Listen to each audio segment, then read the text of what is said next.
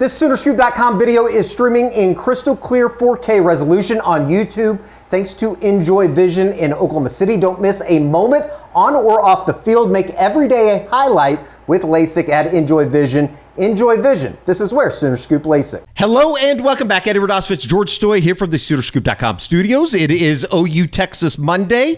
Going to be talking to some of the players tonight. Obviously, this is a recruiting report. We'll get with Josh McCuistion, who checked out the number one linebacker in the country, and Cooper Witten over the weekend, as well as stopping in on kind of the happenings of Oklahoma hosting Milan Paris, the four-star Iowa State commit.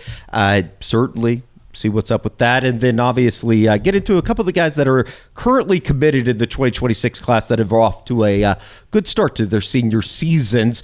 Before we bring in Josh, let us tell you about our good friends over at Huel, and we've been doing so. We did so after the game on the Instant Reaction here on the Soonerscoop.com YouTube channel, but all you got to do is go to Huel.com/Soonerscoop. Use the promo code Soonerscoop to get 15% off. It's chaos in the morning. Carrie's been drinking some of the daily greens, as well as you have the shake that you said that you had tried on Saturday, correct, George? Yes, it's the complete ready-to-drink meal. 400 calories, 35 grams of protein. I really like the iced coffee. They also have vanilla, chocolate, and I believe strawberry banana. And, of course, you can just grab the shaker, throw everything in there. If you're on the go in the morning, you're good to go. Take it to the dome. Huel.com/Soonerscoop. Use the promo code Soonerscoop to get 15% off your order. Thank you to our good friends over at Huel, which, by the way, complete meal. All the nutrients that you need to thrive, young Georgie, as well as 27 vitamins and minerals and everything. Thank you to our good friends over at Huel. All right, let's welcome in Josh McCuistion for a recruiting report. And Josh, how are we? How's it going? OU Texas Monday. Guys, the Monday Morning Idiot's already done. I have turned full focus to Texas, so I'm feeling pretty good on this Monday afternoon. It certainly seems like there's a lot to get into when talking about the Longhorns, 3-2 on the season, coming off of a loss on Saturday down in Gainesville. We'll get to all of that in the Game Day Rewind as far as looking ahead to Texas. Obviously, talk about Michael Hawkins, everything that went down in the Kent State game. Have the Eskridge Lexus post-game podcast that George, Carrie Murdoch, and I did on Saturday. You can hear all of that on your platform or listening platforms for podcasting, as well as here on the Soonerscoop.com YouTube channel. Busy week ahead. All right, let's get into the recruiting report, though, Josh. And you traveled up. You talked about this on the Unofficial 40 this past week. Made it over to see Cooper Witten in Argyle at Liberty Christian, and certainly had a good game, 41-35 win in overtime. Just as far as Cooper Witten, one of the top linebackers in the country, the number one linebacker in the country in the 2027 class, there's a lot to like, and he does a lot on both sides of the football. Yeah, this is a guy that really, it's, you see wide receivers, you see DBs that are on the field all the time. Cooper Witten probably played as many snaps as I've seen for a linebacker in a long time. I mean, he plays a lot of receiver. Now, on defense, he's out there every snap. Like, he doesn't miss one.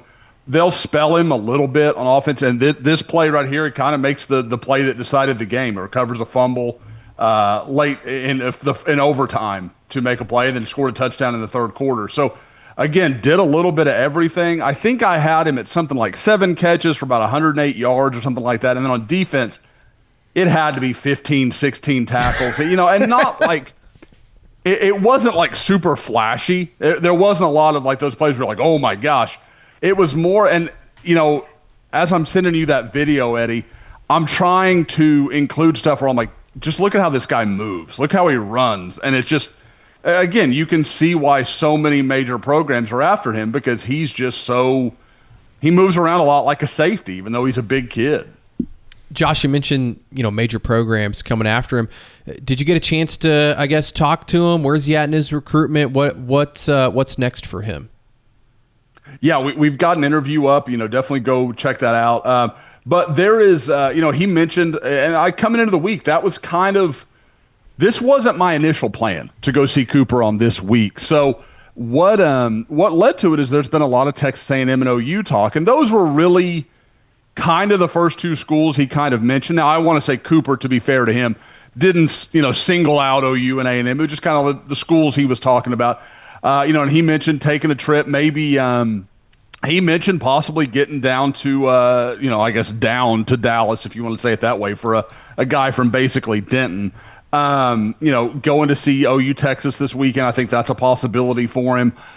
He's got some other stuff. I want to say he mentioned Ohio State is a game he wanted to hit later in the year. But yeah, I mean, I think he's pretty open to the process, but definitely not. I think there are maybe 5 or 6 schools, and I kind of asked him toward the end of the interview, is there any school you're sure is going to get an official visit? Because he had kind of mentioned, 4 or 5 schools will get officials, and then he'll make a decision next summer.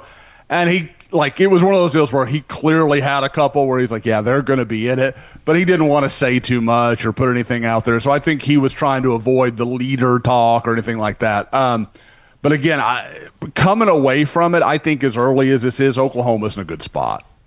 6'1", 210, 215-ish right now is, I guess this would be projecting and probably don't know, but any chance that, Jason, I think was 6'6", 6'5", probably, when he was all said and done. Is there a chance that he continues to grow and maybe grow into a defensive end, or are we talking predominantly linebacker in the middle there? It looks like he obviously runs extremely well, as you said, Josh. Yeah, you could see him getting, this late in the game, guys don't usually grow that much. But if you told me he hit 6'3" by college, okay, I could buy that. I think that's possible.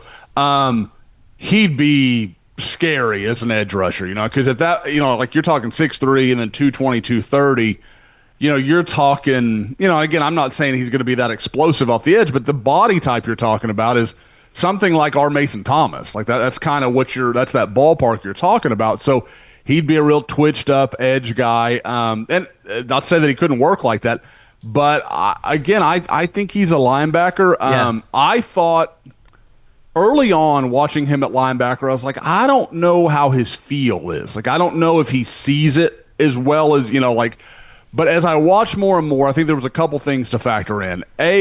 I mentioned it, in the game thread that we had going, but he was fighting off some injuries. So you could tell he had some cramping stuff going on, and he was coming off, and they're putting stuff on his lower legs whenever he did take a play off, just trying to, take as much water in as he could. Like he was fighting through something. Secondarily, I really like the West Plains offense, the team he was playing against. They were 4-0 coming in, so he's playing a good team. And they did a lot of motion. They moved guys around. You could tell they were trying to affect, the eyes of Liberty Christian. And as their primary play caller, their Mike linebacker, I think Cooper Witten is who they're aiming at with all that movement. So I think they came in with a really good game plan, and it kept him, like I said, from making some of those splash plays, some of the big, game-changing kind of plays.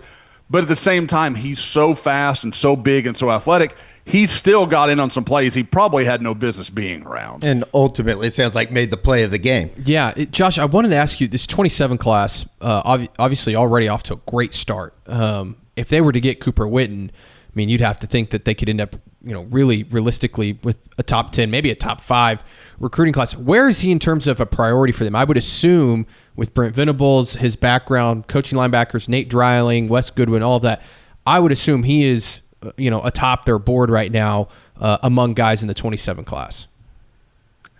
Amongst the defensive guys, Georgia, I can't imagine there's more than 2 or 3 guys that are on that same level. This is a guy they really like, have a lot of familiarity with him, obviously a lot of exposure because he came up to camp following his freshman year. He's a kid they've gotten to know. He's been up several times. Obviously, the long-standing relationship with DeMarco Murray and Jason Witten that exists there. There's just a lot of connection between him and the program itself. So I would expect this is a guy they like. And just talking to him, this is a guy that, he lives and breathes football. He really, that's where his head's at. He's not a big showy guy. He doesn't talk a lot. He's very focused on what's in front of him. And, that, again, you talk about guys that match what Brent Venables is looking for. Cooper Witten makes a ton of sense. So I think he is one of those guys, even with all the tremendous talent they're in 2027, I think he would be right there near the top of the list. And frankly, guys, would be easily the most highly sought-after linebacker they've signed. The one position that we thought when Brent Venables arrived, this is just going to rain from the heavens, and it really hasn't. Cooper Witten would be kind of a chance to rewrite that conversation a little bit.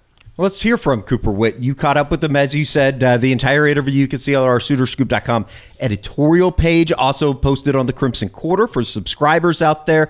Here is Cooper Witten talking about his relationship with Oklahoma, Nate Dreiling, and I think the amount of coaches that are talking to him currently from Oklahoma, it's kind of telling how important this guy is to Oklahoma's recruitment in 2027. Yeah, I'm really trying to keep all my options open right now, just throughout the season. I got to a few games this year. I got to Tennessee, A&M, Oklahoma. I was supposed to get to Clemson, but our flight got canceled. And then I'm trying to get to Ohio State later this year. Okay. And then I might go to the Red River rivalry. And then that's probably it for this year. And then go a few more visits in the winter. And then limit down the schools from there. With Oklahoma, who's kind of leading your recruitment? I know your dad obviously has a relationship with DeMarco that goes way back. You know, there's linebackers coach Brent Venables. Who do you talk to the most with OU? They have a group chat with me with all the coaches, and they're reaching out a bunch. But probably Coach Dreiling, the inside linebacker coach, and then Coach Valai, he coaches corners, and then Coach Venables, and the main three. Yes, sir. So everybody recruits you? Yeah. Okay. Yes, sir. Yeah. See. Well, now, Coach Dreiling, the new guy, what are your impressions of him as you get to know him more and more? Yeah, he's a great guy. I got to come watch a practice. I love the way he coaches. He's been sending me my film all year and been giving me some pointers to help me improve. So, yeah, I think he's a great coach. Okay. I have to think that when you're a junior in high school and you have a text group with the entire OU coaching staff, a little bit of a power move. I have to think, too, that does Todd Bass just send an acronym like every boarding Probably inside the text group? But certainly somebody, Josh, that Oklahoma, to kind of answer George's question as well, it seems like he is one of those guys that is on the big board. He would be damn near at the top of that list. Absolutely, guys. I mean, and, the Jay Valai thing, people may wonder about that a little bit. That's kind of one of Jay Valai's areas. He does a lot in Dallas, kind of up 35 there from, you get into Euless and some of those areas in Dallas. He's also going to move up towards like Denton and that kind of thing. And I think there's even some overlap in there with he and Bill Bedenbaugh. So obviously Dallas is an area that Oklahoma breaks down very carefully when it comes to area recruiters and making sure they've got the best guys in the best spots. Oklahoma's certainly going to be keeping tabs on that. And as, I guess, not to ruin anything in the interview, but it certainly seems like this is going to be one that kind of extends for a while. Obviously doesn't have to make much of a decision just in terms of commitment or anything like that anytime soon, Josh. Yeah, this is a guy that can hold his poker chip as long as he wants to. There's going to be no rush. They're going to wait for him. And he's a quality enough player and a guy, again, that there's lots of guys that OU pursues and like, oh, he's a great player. That we'll see if we can fit him into our ideals, our program, that kind of stuff. This is a guy that fits everything and is a great player. So like they'll have as much patience with him as probably anybody in 2027. Here back in Norman over the weekend for the Kent State game, wouldn't say that it wasn't a big list. I guess you could say that. It wasn't a big list of visitors. One guy that was in town, 4-star Iowa State, currently committed wide receiver Milan Paris, 6'4.5", 205, out of Akron, Ohio. Josh, just in terms of Milan Paris and his interest in Oklahoma, certainly picked up an offer not just a couple of weeks ago, within the last month, for him to get down. Does that tell you anything that he already made it down to Norman? Yeah, the way that came together so quickly, I do think is telling. Obviously, Iowa State, as easy as it is for us to write them off, guys, they got two wide receivers that were high-level draft choices last year. This kid, I mean, they do a good job with evals. They do a good job with development. Obviously, Rocco Beck, they're going to say, hey, we'll have the next Rocco Beck ready for you. They're going to go through all those motions. So this won't be an easy thing to get done. But again, to me, if I'm guessing, I think this probably comes down, and I know where George's question's going, so I'm kind of stealing it out from underneath him. I think there is definitely some Miami feel here, that he's already got a couple of trips. He's kind of working on to Miami, and I don't know if Oklahoma's going to get another shot to have him on campus. We'll see. But that's kind of where this feels. Now, Oregon's also become involved. His OU offered him, and then for the next 10 days, his recruitment has just exploded. So, again, I think Oklahoma did a nice job this week, and I haven't heard anything that like, oh, this is a done deal or he's about to commit or anything like that. But I do think they did enough to definitely stay, in the chase for him going forward. We've kind of talked about this just in terms of the 2026 wide receiver recruiting, Josh. Milan Paris, Oregon a little bit in there as well, isn't it, for Paris's services? And then a name that you mentioned last week in the Scoop, or the Scoop mentioned on Friday, Jaden Pettit, Davian Gross. It certainly seems like if Oklahoma's going to be interested in one more wide receiver at least in this class.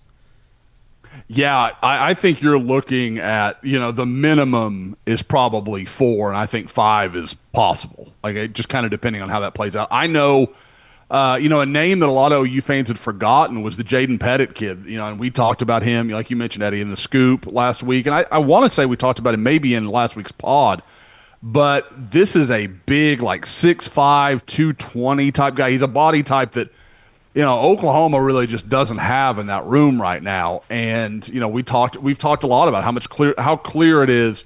Emmett Jones and that front office staff, they want to get bigger outside. They want to be more physical. And I think this provides them that opportunity. What I also like about this guy is, there's been some talk, like, is he explosive enough? Is he that? You look at his most, I was talking to somebody about that, and they go, look at his most recent game. Guys, he had 9 catches for 301 yards in a game a couple of weeks ago. Yeah, and then, again, with that size, let's say they decide he's not big enough. They've just moved Jaron Canick from linebacker to tight end. Do we not think you could do something similar with this kid who is already an adept receiver? Like, sure, let him put on 20 pounds and play at 240 and be a flex tight end. I think that could work just fine. So I like, again, and I know it's something I talk about all the time, but I like his versatility. He gives OU options where if something doesn't work, he can do something else. Josh, if they were unable to land Paris, let's say he ends up maybe at Miami or something. Is that where you want him to go?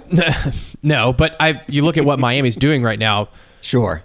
Be hard pressed to best team find in the country. What they're doing with their wide receivers. I'm sure that's going to be intriguing.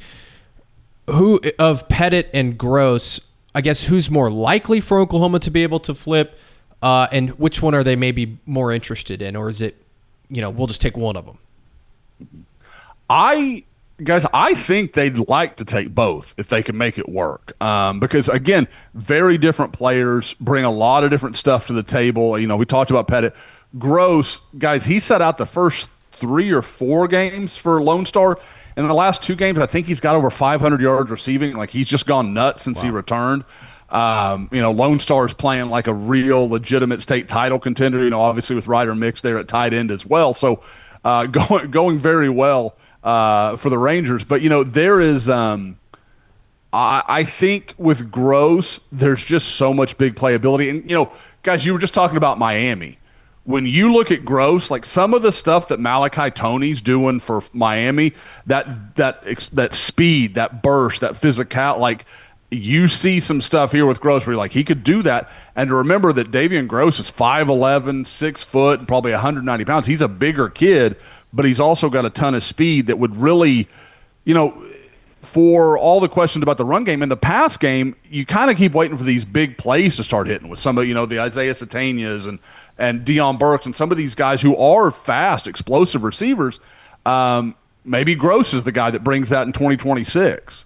Certainly, Oklahoma, I'm sure, would have liked John Mateer to be healthy and playing, to maybe offer a little bit more for I will say, somebody like Milan Paris to see. I don't know if you caught this down there on the sideline, but I was watching Paris in the pregame, and he spent a lot of time talking to one John Mateer. Interesting. So I think Mateer is maybe helping out there in that recruitment. No doubt about it. We should have mentioned it, too, during the Cooper Witten stuff. He had a little bit of a Jaron Canick look, being the pass catcher in some of those highlights that we threw out there. If they wanted to do that as well, move him from linebacker to tight end, obviously got to get him on campus first. All right, let's talk about a couple guys that have put up really impressive highlights here through the first couple of weeks of their season. Brian Harris, he was just up in Norman. Obviously, we talked about him on the last week's recruiting report after taking that visit to Oxford for the Ole Miss LSU game, Josh. But this was somebody that you pointed out for Creekside High School down in Jacksonville, Florida. He was unstoppable, and I think we can just kind of let the highlights do the talking for Mr. Brian Harris. Yeah, so I was excited because, some schools will list all the defensive statistics and then some don't. They'll just have offensive guys or whatever. But they had gotten Brian's tape up really quickly. And then, and Creekside had started 1-4. They're now at 3-4. They're starting to kind of get it figured out. Brian Harris had 6 tackles for loss in this game, guys. Like, look at him. Like, just running through linemen. He's splitting doubles. Like, there's nothing a high school kid's going to do with this guy. And, guys, back when he committed, we talked about him being a guy that, he's athletic enough. He could probably play at defensive end, especially if you're wanting to get into, a heavy set. Kind of like, kind of a David Stone feel to him. And that, he's probably 270, 275 in high school, but he's got the frame to get up to 300, and he can play that role and be a pretty twitchy defensive lineman. Or you've got a big run-stuffing defensive end. And just, look at he really is. He's a grown man playing with kids, and he's throwing these guys around and slinging them all over the place. That's just awesome. Impressive to watch him work. And, again, every time I see him, again, their season hasn't gone well, but even in the clips you've seen from rough nights, he's chasing down ball carriers. He's got a good motor on him for a guy with his skill set. Josh, he kind of gives me, you mentioned David Stone, he kind of gives me Grayson Halton vibes with that get off. Because Grayson, I think he's got a great get off. He really, beats guys quick with his first step.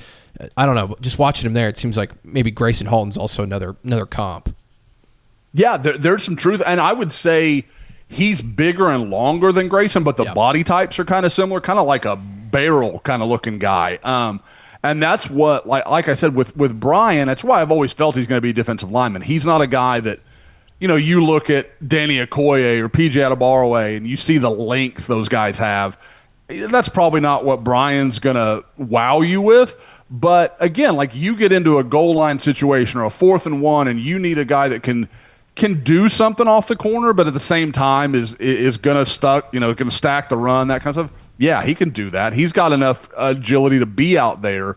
But I do think, when you talk about what's his absolute best upside, I think it's on the inside. I think he could be a really good one. And, guys, when I compare, you bring up Grayson Halton, George. When I saw Grayson Halton in high school, I thought, well, he's a tweener. I don't know what they're going to do with him. He's kind of interesting, but there's a long way to go. And then you see where he is now, where that guy's going to get drafted next spring. And you talk about Brian Harris, who's probably 2 inches bigger, probably 25 pounds heavier in high school, and has similar twitch. What are they going to do with him? So, again, I just think this is one of those things where they keep doing such a great job finding body types and athletic profiles that fit. And then, hey, we'll let Todd Bates do what he does, and then from there we'll have, NFL draft picks. Any further discourse to be had just in terms of Brian Harris and taking that trip to Oxford and where Oklahoma might stand? Are going to certainly have to continue recruiting him here through, obviously the last part of his senior season going into December. Well, I just realized I didn't say anything the first time. You're thinking of T-Ron Richardson. Oh, I'm thinking of T-Ron Richardson. Well, then you don't have to worry. I'm an idiot. Yep. Brian Harris and Oklahoma, as far as I know, are golden. And I can tell you, it's kind of a fun little side note, Brian Harris is doing some real work on Jacob Curry. So there is some sales going on there. If anybody heard this and their heart dropped, Brian Harris is out there recruiting for Oklahoma, so you're going to be okay. Yeah, I'm an idiot. I think we've talked about how outspoken he is about his relationship with Oklahoma. Monday. And, well, I got OU Texas on the mind. I'm going through everything that we're going to talk about in the Game Day Rewind in my brain. And Brian Harris, great on the guitar, right? Yes. Yeah. Completely forgot about that. Stapleton? I mean, unbelievable. Okay. The Freshman Talent Show, no fear. We'll continue on. Let's go out to the West Coast. Derek Johnson out of Marietta Valley, California, quarterback commit. Little bit of tape. I noticed some of these guys when they commit and their huddle, all of a sudden they commit and then all of a sudden they don't have to update anything anymore on huddle. But Derek Johnson off to a fantastic start to his year. Yeah, shout out, guys. You want to come on, you want to be on the show here, you want us to talk about your highlights, you got to put something on huddle for us. So just a friendly reminder to all the OU commits in the class of 2026. But yeah, Derek is having, and this is from a game earlier this year against Rachel Cucamonga, really having a big time year. And this is one of the things I love. Yeah, see, good work here on in the booth, rewinding so we can see this play. Derek Johnson just tracking this down from the backside, I believe creates a fumble. Creates the fumble there. And, for those that don't know, he has a younger brother, Darius, who OU is very heavily involved with in the 27 class that I think Oklahoma is the clear leader. But what I love is how much they use him at receiver, guys. I mean, almost every week I'm looking at it. He's got 4 or 5 catches for 100 yards, a touchdown or 2. This last week, this Friday just completed, I think he had 5 catches for 84 and 2 touchdowns. And then, on defense had 6 solo tackles and a pass defended. The week before that, I believe he had 2 or 3 interceptions in the game. So this isn't just a guy that he got committed and he's kind of settling down. He's making a lot of plays for this Marietta Valley team. Josh, he seems like just watching him, I don't know what kind of level of talent he's going against, but looks like a good team. Yeah, it looks like a good team. Size-wise, though, it seems like that's what they're looking for. Size-wise, athleticism, the speed, that's what they're looking for at that position. Absolutely. And Rancho Cucamonga is a good team out there. I don't know about this year being a particularly special team, but generally that's a playoff team in California. So obviously good to see him. He had, I think, 2 touchdown catches in that game. So, but no, he's been really good. And, he's listed at about 6'1", 6'1.5", 190. So he fits kind of that mold that we know you likes at corner. I can't remember when he committed who the comparison I made for him was, but unlike Harris, when Harris committed, I was like, I really like this guy. I think OU's really found something here. I was a little sleepier on Derek Johnson. I'll fully own that.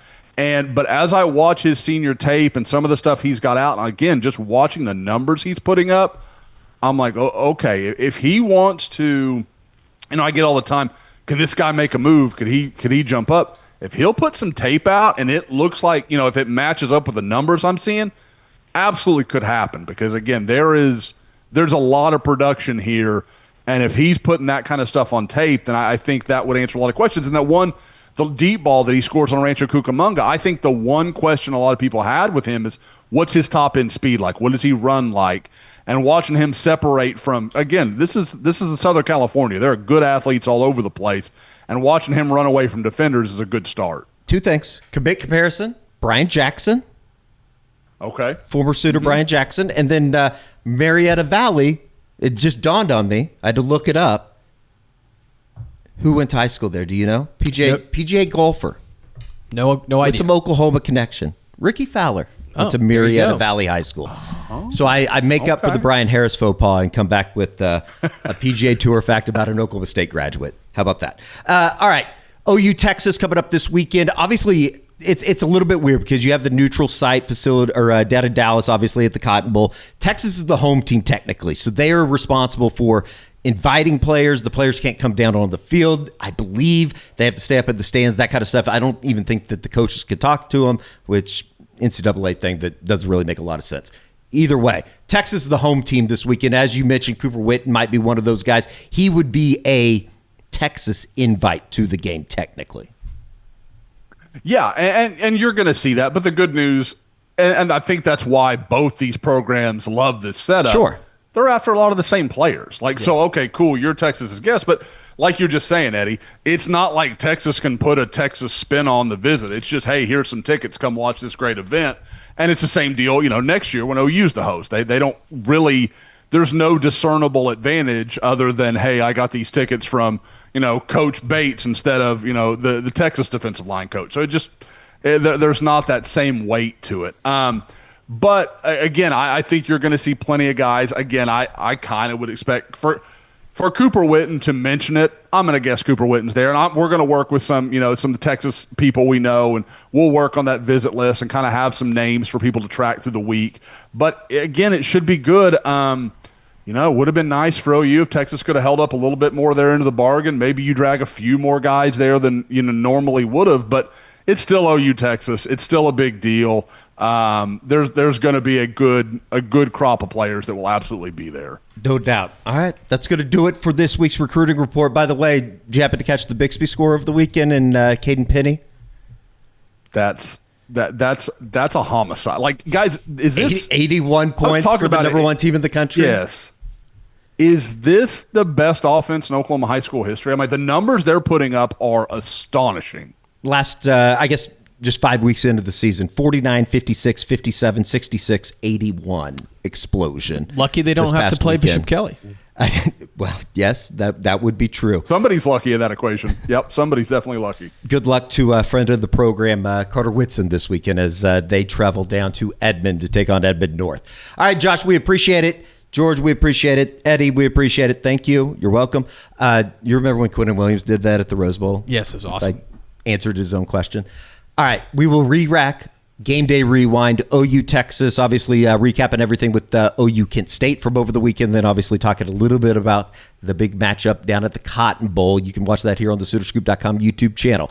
For George, Josh, I'm Eddie. We'll see you next time.